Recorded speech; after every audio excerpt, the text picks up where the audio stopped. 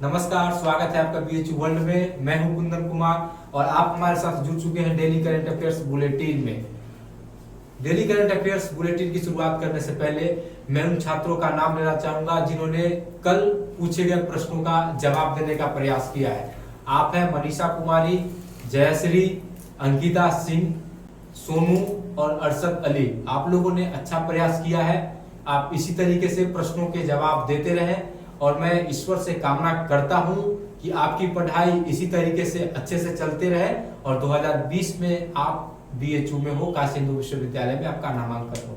मैं विशेष तौर पर आभार प्रकट करना चाहता हूं आनंद जी के प्रति, जिन्होंने आईआईएमसी नई दिल्ली से हमारे लिए प्यार भेजा है। आप इसी तरीके से हमारा हौसला बढ़ाते रहे और हम इसी तरीके से करंट अफेयर को और रोचक बनाते रहेंगे ताकि आप करंट अफेयर से यूं ही जुड़े रहें। तो आइए शुरू करते हैं आज का डेली करंट अफेयर्स बुलेटिन। आज के डेली करंट अफेयर्स बुलेटिन का पहला क्वेश्चन है, न्यूक्लियर एनर्जी कॉन्क्लेव 2019 का आयोजन कहां किया गया है? तो इसका सही जवाब होगा नई दिल्ली। डॉक्टर जितेंद्र सिंह भारत के परमाणु ऊर्जा राज्य मंत्री है, इन्होंने इस कॉन्क्लेव का उद्घाटन किया। अब नेक्स्ट क्वेश्चन आज का है कि हाल ही में किस देश ने टूरिस्ट वीजा जारी करने का फैसला किया है? तो इसका जवाब होगा सऊदी अरब। सऊदी अरब ने हाल ही में टूरिस्ट वीजा जारी करने का फैसला किया है। सऊदी अरब की अर्थव्यवस्था जो है वह तेल पर निर्भर है। तेल पर से अपने अर्थव्यवस्था की निर्भरता को घटाने के लिए सऊदी अरब की सरकार ने टूरिस्ट वीजा जारी करने का फैसला किया है। अब हमारा नेक्स्ट क्वेश्चन है कि हाल ही में इंटरनेशनल स्पेस स्टेशन पर स्पेस वॉक करके किसने इतिहास रचा है? इसका सही जवाब है क्रिस्टीना कोच और जेसिका मीर पावर। क्रिस्टीना कोच और जेसिका मीर पावर जो है यह महिलाओं की पहली जोड़ी है जिसने स्पेस स्टेशन पर स्पेस वॉक करके इतिहास रची है। अब हम चलते हैं नेक्स्ट क्वेश्चन की ओर। नेक्स्ट क्वेश्चन है, किस प्रतिष्ठित स्कूल में वर्ष 2021 और वर्ष 2022 के सत्र से लड़कियों के प्रवेश देने के प्रस्ताव को मंजूरी दे दी है? तो इसका जवाब है सैनिक स्कूल। भारत के केंद्रीय रक्षा मंत्री ने इस प्रस्ताव को मंजूरी दी है और उनके मंजूरी देने के साथ ही अब सैनिक स्कूल जैसे प्रतिष्ठित स्कूल में भी लड़कियों का प्रवेश सुनिश्चित हो पाएगा। हमारा नेक्स्ट क्वेश्चन है, आईआरसीटीसी द्वारा प्रारंभ की गई विशेष ट्रेन जो भारत और नेपाल में स्थित बौद्ध स्थलों की यात्रा कराएगी, उस ट्रेन का नाम क्या है?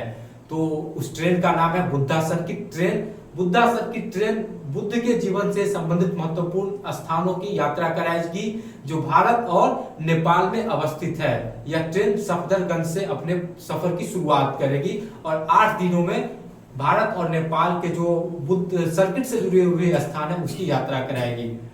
हमारा नेक्स्ट क्वेश्चन है, यूरोपीय सेंट्रल बैंक की नई प्रमुख कौन बनी है? क्रिस्टीना लेगार्ड जो है यूरोपीय सेंट्रल बैंक की नई प्रमुख बनी है। इससे पहले क्रिस्टीना लेगार्ड आईएमएफ में कार्यरत थी। अब हमारा नेक्स्ट क्वेश्चन है, राष्ट्रपति रामनाथ कोविंद किन 2 देशों के यात्रा पर गए हुए हैं? तो जापान और फिलीपींस के यात्रा पर हमारे देश के 15वें राष्ट्रपति रामनाथ कोविंद गए हुए हैं और इनकी जो है यात्रा है 17 से 23 अक्टूबर तक चलेगी। हमारा नेक्स्ट क्वेश्चन है, 21वीं इंटरपोल महासभा 2022 की मेजबानी किस देश को सौंपी गई है? तो इसका सही जवाब है भारत। इंटरपोल महासभा आखिरकार है क्या? तो इंटरपोल अंतरराष्ट्रीय पुलिस सहयोग संगठन है। इसमें 194 देश है। इसका मुख्यालय फ्रांस में है और इस संगठन की स्थापना वर्ष 1923 ईस्वी में हुई थी।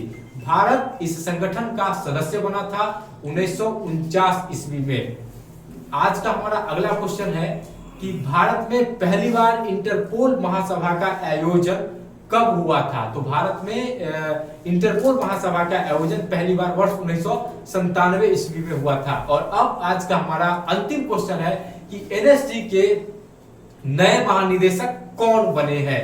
एनएसजी का फुल फॉर्म होता है नेशनल सिक्योरिटी गार्ड। प्रधानमंत्री और अन्य केंद्रीय मंत्री के सुरक्षा में जो लगे होते हैं जवान, वही एनएसजी के जवान होते हैं और वो काली वर्दी में होते हैं।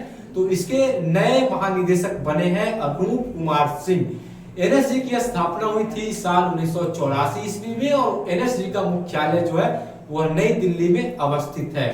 अब बारी आती है आपसे क्वेश्चन पूछने की। रोजाना हम आपसे क्वेश्चन पूछते हैं जिसका जवाब आपको कमेंट बॉक्स में देना होता है। तो आपसे प्रश्न पूछा जाए उससे पहले जो 3 क्वेश्चन आपसे पूछा गया था उसका हम जवाब आपको दिए चले। कल हम आपसे क्वेश्चन पूछे थे कि अर्थशास्त्र के क्षेत्र में अभिजीत बनर्जी के साथ उनकी पत्नी को भी नोबेल प्राइज मिला था। उनकी पत्नी का नाम आपको बताना था, तो उनकी पत्नी का नाम जो है एस्टर डुल्फो है। दूसरा क्वेश्चन आपसे था कि आईएमएफ की स्थापना कब हुई थी। आईएमएफ की स्थापना हुई थी 27 दिसंबर 1945 ईस्वी को। और तीसरा क्वेश्चन आपसे था कि आईएमएफ का कार्यालय कहाँ है।